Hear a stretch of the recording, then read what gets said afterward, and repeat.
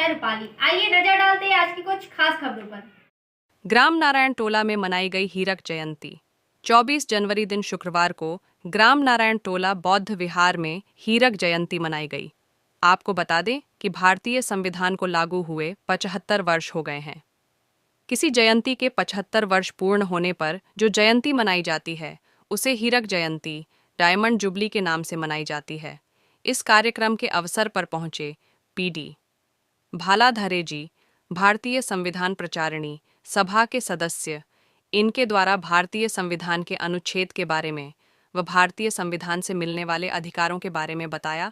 वे भारतीय संविधान को समझने के लिए लोगों को प्रेरित किया और कहा कि भारतीय संविधान को अपना कर्तव्य समझकर पढ़े, उसका अध्ययन करे। इस कार्यक्रम के अवसर पर ग्राम नारायण टोला के बौद्ध विहार समिति अध्यक्ष हरिदास मेश्राम, उपाध्यक्ष राजेंद्र वैद, मनोज खोबरागड़े, एन डोनेल्डन निकुशे, रेखचंद मेश्राम, संतोष खोबरागड़े, विकेश मेश्राम, महिला मंडल से छाया निकुशे, निर्मला मेश्राम, प्रमिला गजभिये, अंजू गजभिये, कांति गजभिये, शिला बोरकर, ज्ञानू डोंगरे, वंदना मेश्राम, कविता मेश्राम, यशोदा बोरकर एवं सभी उपासक उपासिकाएं उपस्थित रहे। वक्त की आवाज 48 न्यूज के लिए किरणापुर से विकेश मेश्राम की रिपोर्ट। अनिवास, अनिवास का मतलब जो यहाँ का निवास नहीं है, मतलब जिस गांव में मतदाता सूची है, जैसा मतलब जैसे अपन यहाँ क्या टोला बोलते हैं, नारायण टोला। तो नारायण टोला की जो मतदाता सूची है, तो नारायण टोला के मतदाता सूची में किरणापुर वाले का किसी का नाम नहीं हो सकता, क्योंकि वो किरणापुर वाला यहाँ का निवासी नहीं है। मध्य प्रदेश में महाराष्ट्र वालों का नाम नहीं हो सकता, और महाराष्ट्र में मध्य प्रदेश के किसी निवासी का नाम नहीं।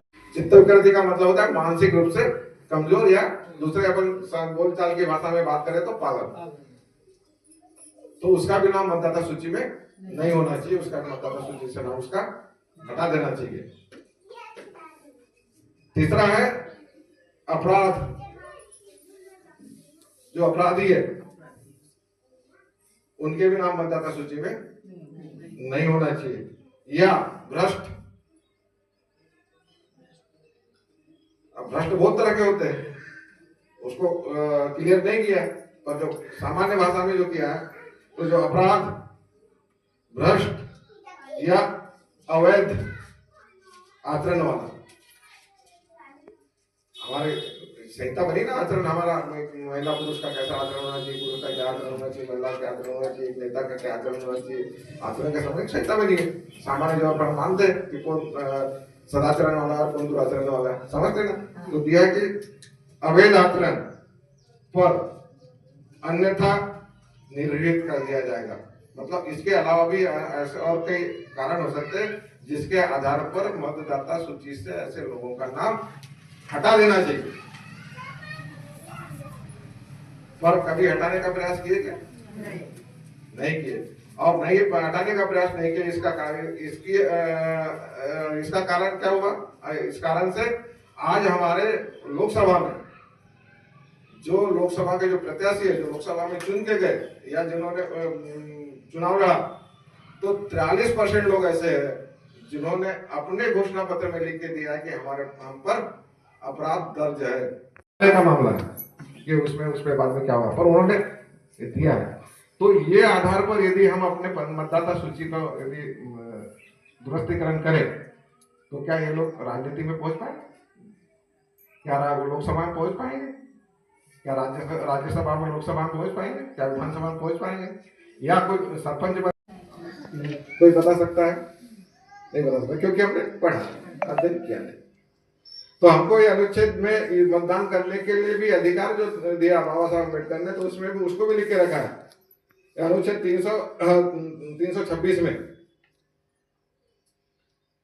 कि 326 में दे रखा है कि जो उस समय था, जो 21 वर्ष का जो भी बालक बालिका है, महिला पुरुष जो भी होंगे, 88 के पहले वो मतदान करने के लिए जो उम्र थी वो 21 वर्ष थी। तो मतदान करने का अधिकार तो है, पर उसमें भी उन्होंने एक निर्देश दिया है कि मतदाता सूची में किसका नाम होगा और किसका नाम नहीं होगा। वो एक तो दे दिया कि जिसकी उम्र 18 वर्ष है, आज वर्तमान स्थिति में जिसकी उम्र 18 वर्ष है, मतलब उसका मतदाता सूची में नाम होगा। परंतु वहां भी उन्होंने एक प्रतिबंध। सर आपका परिचय? जी, मैं रितेश बनसोड़ कलपात्री पात्रा गाँव से हूँ। आप ग्राम नारायण टोला में एक हीरक जयंती के कार्यक्रम में पहुंचे हैं, क्या कहना चाहेंगे आप इस अवसर पर? कहने का वही है सर कि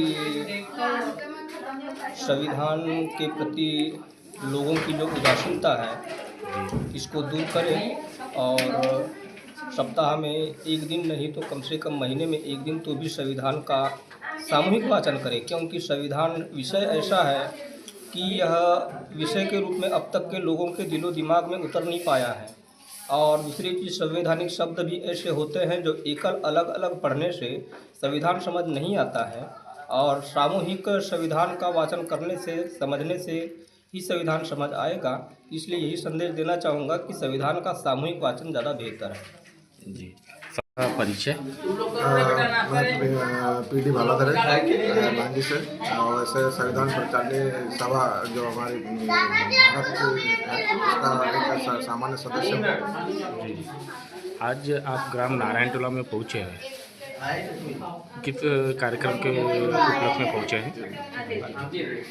नारायण टोला के समस्त नागरिकों को, उपासकों को और संविधान प्रेमियों को धन्यवाद देते हैं कि उन्होंने संविधान को समझने के लिए संविधान वाचन का कार्यक्रम आयोजित किया और संविधान को समझने का प्रयास किया, क्योंकि संविधान ही हमारे लिए सब कुछ है। संविधान है तो हम हैं, संविधान के अलावा संविधान से बाहर कुछ नहीं है। सारे हमारे अधिकार जन्म से लेकर के, बल्कि कहूँ मैं कि जन्म के पहले से लेकर के मृत्यु के बाद तक के जो अधिकार है, सारे अधिकार हमारे संविधान में सुरक्षित है और संविधान में निहित है, और उन्हीं अधिकारों के तहत हम अपना जीवन यापन कर सकते हैं। भारत के हर नागरिक के लिए संविधान का वाचन करना, संविधान का पठन करना, संविधान का अध्ययन करना, संविधान को समझना हर भारत के हर नागरिक के लिए अनिवार्य है। जब तक के समझेंगे नहीं, तब तक के संविधान पढ़ेंगे नहीं, तब तक के संविधान को समझेंगे नहीं कि संविधान में हमारे क्या है। जी सर, आप अपनी तरफ से कुछ संदेश देना चाहते हैं गांव के लोगों के लिए? मैं गांव के लोगों के लिए संदेश देना चाहूँगा कि जिस तरह से हम धार्मिक कार्यों को करने के लिए तत्पर रहते हैं, ठीक उसी तरह से एक अपना कर्तव्य समझ करके संविधान को पढ़ने का प्रयास करें, और हर संडे को हो सकता है तो हर संडे को संविधान को पढ़ें। यदि संडे को नहीं हो सकता तो कम से कम महीने में एक कोई संडे का चयन करें और उस संडे को संविधान को पढ़ें।